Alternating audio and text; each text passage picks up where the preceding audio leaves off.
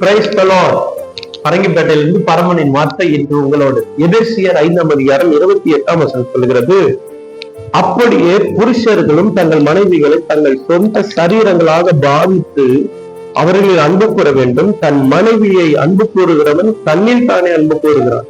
தன் சொந்த மாம்சத்தை பகைக்கிறவன் ஒருவனும் இல்லையே. கர்த்தர் சபையை போஷித்து காப்பாற்றுகிறது போல ஒவ்வொருவரும் தன் தன் மாம்சத்தை போஷித்து காப்பாற்றுகிறான். வசனம் சொல்லுகிறது 25 அதே அதிகாரம், புருஷர்களே உங்கள் மனைவிகளில் அன்பு கூறுங்கள், அப்படியே கிறிஸ்துவும் சபையிலே அன்பு கூர்ந்திருக்கிறார். ஒரு வார்த்தை இந்த உலக வழக்கமாக சொல்லுவார்கள். என்ன சொல்லுவார்கள் என்றால், ஊரான் பிள்ளையை ஊட்டி வளர்த்தால் தான் பிள்ளை தானாய் வளரும் என்று. காரணம் என்ன?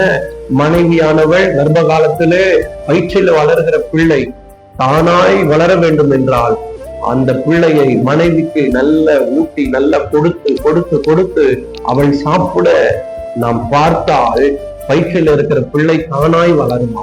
அப்படி என்றால் அதோடு நின்று விடுவதல்ல, முடிவு காலம் வரை கணவனும் மனைவியும் அன்பு கூர்ந்து ஒன்றாய் இருக்க அது ஒரு குட்டி பரலோகம் போல இந்த குடும்பம் காணப்படும். அன்பு கூறுங்கள், மனைவிகளும் அப்படியே கணவரிடத்தில் அன்பு கூறுங்கள். இதுவே சால சிறந்ததாய் இருக்கும். உங்களுக்காக செபிக்கிறேன். பரலோக தேவனே, இந்த நல்ல நேரத்துக்காக செபிக்கிறோம். கேட்டுக்கொண்டிருக்கிற ஒவ்வொருவரும் நீர் ஆசீர்வதித்து மகிமைப்படுத்துங்க. ஆண்டவரே, பாதுகாப்பு கூட இருக்கட்டும். இந்த நாளுக்கு ஆண்டவரே குடும்பத்தில் ஒரு அன்பையும் சமாதானத்தையும் கட்டளை ஆசீர்வதி. இயேசுவின் மூலம் செபிக்கிறோம் நல்ல பிதாவே. ஆமென்.